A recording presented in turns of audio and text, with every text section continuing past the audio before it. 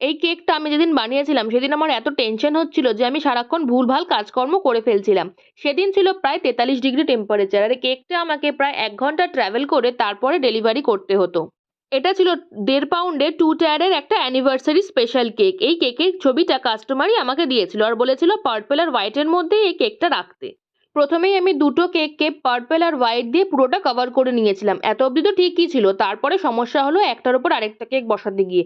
কেকটা বসানোর পরেই আমি বুঝতে পারলাম যে আমি কেকটা যে বসিয়েছি সেটা একটু বেঁকা বসানো হয়েছে। সঙ্গে সঙ্গে আমি ওপরের কেকটাকে তুলে নিচের কেকটাকে আবার হোয়াইট ক্রিম দিয়ে কভার করে তারপরে আমি ওপরের কেকটাকে আবার বসালাম। আর হ্যাঁ, এইবারে আমি কেকটা একদম ঠিকঠাকভাবে বসাতে পেরেছিলাম। সবসময় তো সবকিছু আমাদের দ্বারা পারফেক্ট ভাবে হয় না, কিন্তু যখনই ভুল হয় সেই ভুলটা শুধরে নিয়ে এগিয়ে যাওয়াটাই আমাদের প্রত্যেকের উচিত।